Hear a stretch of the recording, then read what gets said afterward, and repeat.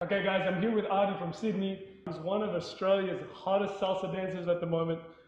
Absolutely killing it. Been a big fan of what you've done in salsa and in dance in general. I've had the pleasure of spending a lot of time over the last few months with Artie and just talking about dance, talking about life, talking about business and where he came from and the kind of journey that he went through. And I found that it was a really, really interesting story with a lot of potential to inspire a lot of people who might be going through something similar or who can relate to some of the things that you might have gone through and maybe draw a bit of strength from the experiences that you had. I thought this would be a good experience to sit down and meet Artie and get to know Artie so you guys can see one of the things that we really are proud of is that the people who are in our community and in our industry, even though some of them are inspirational or aspirational figures, they all came with their own backstory and what they went through. Artie's is definitely one that is inspiring. So, Artie, tell us a little bit about how you, first of all, how you started dancing.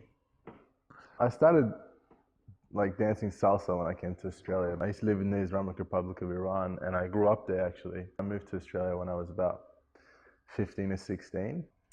When I was back home, we used to have these big satellite dishes that we set up at the top of our house. We used to use those to access illegal TV.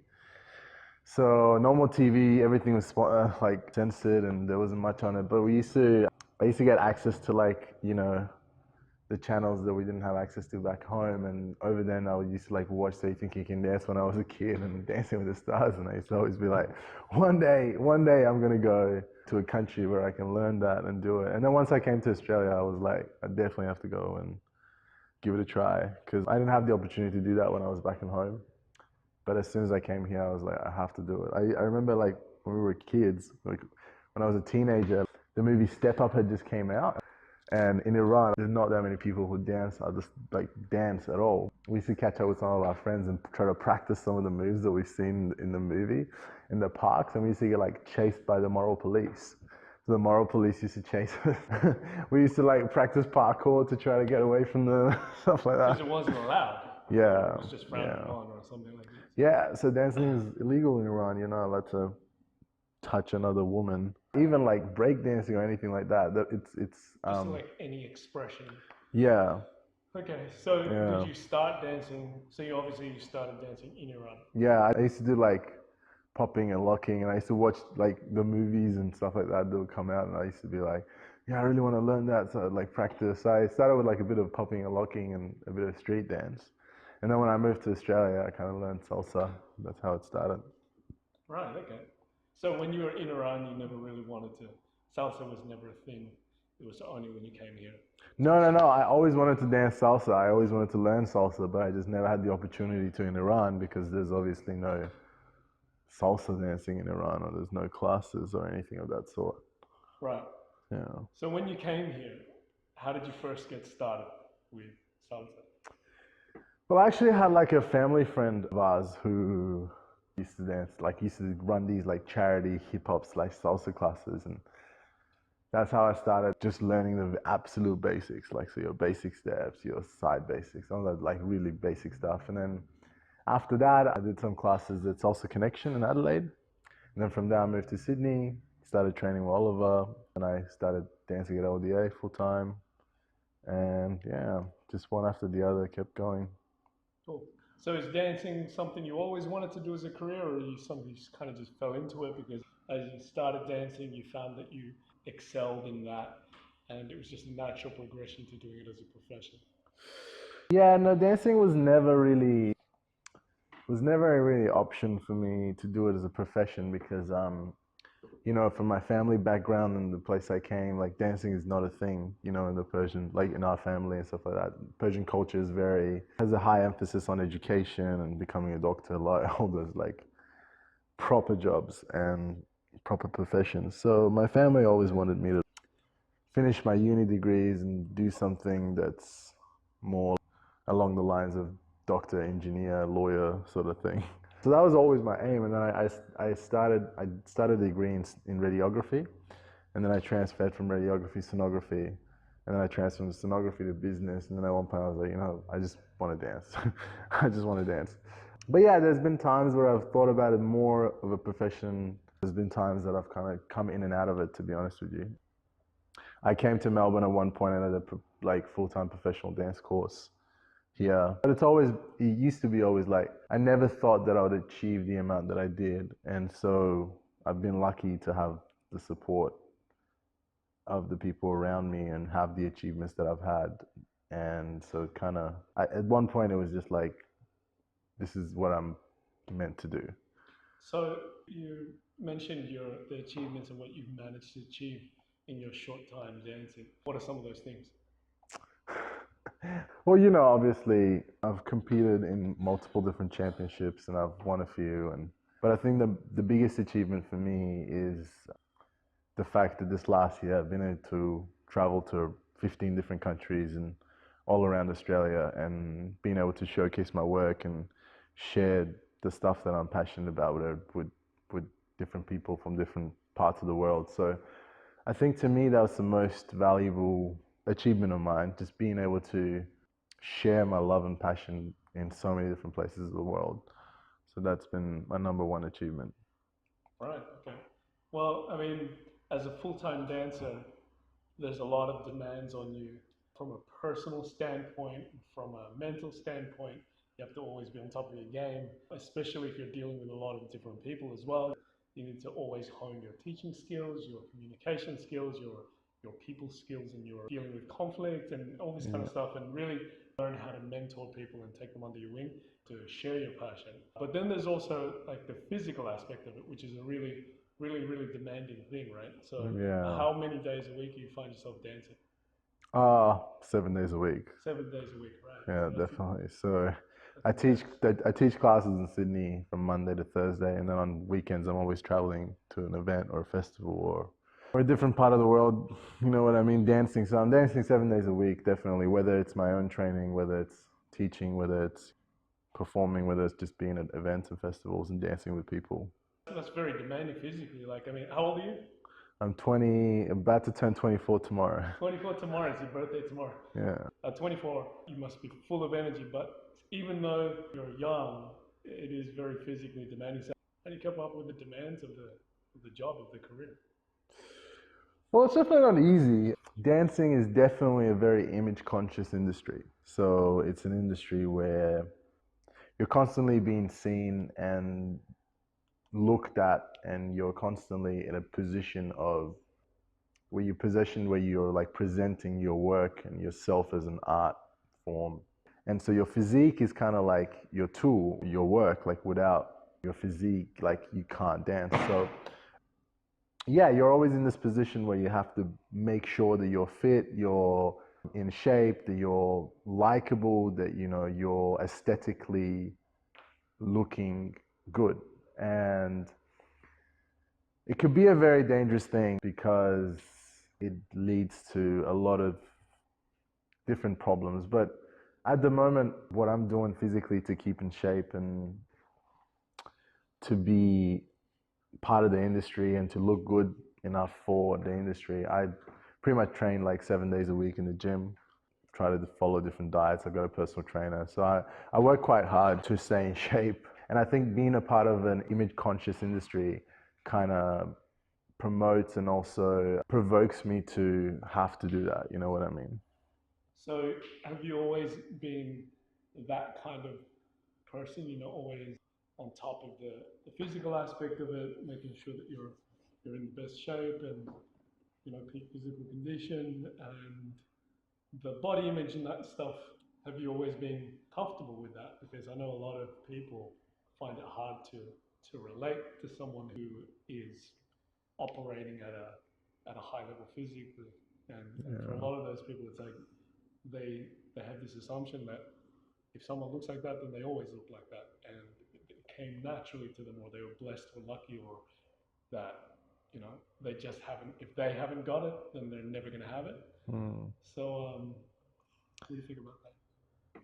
Yeah, well, I've definitely not always been like this. I've actually struggled with my physique and the way I've looked all my life. I have struggled with many different eating disorders and body dysmorphia in many different ways. And yeah, like it's only been in the last few years, the last maybe 1 or 2 years, that I've really gotten a grasp over it. And I've been really lucky to have the support and the love of a lot of my friends and family who've been there for me through it. But yeah, I definitely have not looked like this always. Or it's not even about looks, but like I've definitely not been physically fit or healthy all my life. I was about 120 kilos maybe 2, 3 years ago. I always had like ups and downs with my weight, and I used to have a lot of eating disorders that I wasn't quite aware of. Like I didn't understand them, and I didn't understand that I was dealing with it. And it took me a fair bit of years of struggling to even become conscious that I needed help with them. It's only been in the last few years that I've kind of gotten a bit of more of a grasp on it and been able to be in control of the way I look and yeah, and to be a lot more fitter. You know, being part of the dance industry kind of, in a way, is good and bad when it comes to that sort of stuff because it's such an image conscious industry. So, in one hand, you have to always be really conscious about the way you look. But on the other hand, the pressure it puts on you to look good makes it so much more difficult dealing with anxiety eating disorder. And I used to have body dysmorphia. And then later on, that anxiety eating disorder developed into bulimia. But yeah, I've definitely not looked like this my entire life. I've had to work really hard for it, and I've gotten a lot of help over the years. At one point, when I realized that I had a problem, it took me a lot of time to kind of come to the fact that I needed help with it. And once I decided that I was going to get help, then from there it was like upwards and forwards. But yeah, it's definitely a struggle that I've had all my life, and I'm still struggling with it. It's just the matter of controlling it and managing it, to be honest with you. And at the moment, I go to the gym 7 times a week and every day, and I work out. It's only now that I'm feeling healthy and happy, and I have a routine going on for myself, and I finally understand how and why I was the way I was. And but yeah, it's definitely a very demanding industry when it comes to anything related to looks or physique or health or anything of that sort. And I know that there's probably a lot of other people who struggle with that as well. So, what piece of advice would you give to someone who's maybe going through something similar or something along the same lines as you? Look, I've learned so much over the course of going through what I have. First and foremost is not to, for me, the biggest lesson was to take it seriously. Because with something like that, other people don't have so much of an understanding of it. A lot of the times it can be kind of really undermined and not given the time and attention it deserves. But it is a really big struggle. It is. I've dealt with a lot of stuff in my life, and the eating disorder was by far the biggest thing I overcome in my life. Yeah. And it was by far the most challenging thing that I went through. And because a lot of other people don't understand it, there's this connotation to kind of always brush it off a little bit. When people don't understand or cannot empathize with someone else's struggle or cannot understand, then it can lose its importance. But it is a really big deal. And I know there's probably a lot of people in the dance industry that are struggling with that. And so my number one advice is don't brush it away. Like it is something really serious and it is worth getting help for it. And I mentioned before that getting help for it is probably the best thing I ever did through the course of going through it. Because if it wasn't for getting help for it, if it wasn't going to someone who was able to help me with my condition, I started going to seeing a psychologist, and I started seeing a nutritionist, and I started going to a eating disorder specialist. And throughout the course of getting help, it wasn't something that happened straight away, but getting all that help was the only thing that saved me from it. And my advice to anyone who's going through anything similar is, first of all, is trying to recognize it, take it seriously, get help from it. And there is help out there. There is help out there. And there is a lot of people out there that are going through the same thing. It's just that even me, I didn't used to talk about it a lot. But the more and more I overcame the condition, the more and more I kind of learned to manage it, the more I learned that not talking about it is a lot worse than talking about it, because talking about it raises awareness of it and it makes it a real thing. So number one advice would be to take it seriously, get help, start talking about it with people. Do not feel ashamed. You have to overcome that if you're ever trying to grow from it. And yeah, actually, this is why I've agreed to kind of talk about this sort of stuff, even if there's one person out there that hears this and can make a change to their life. It would mean the world to me for me to have an effect or be a part of that somehow. I remember seeing a photo of my coach when he was like obese, and then the transformation he made.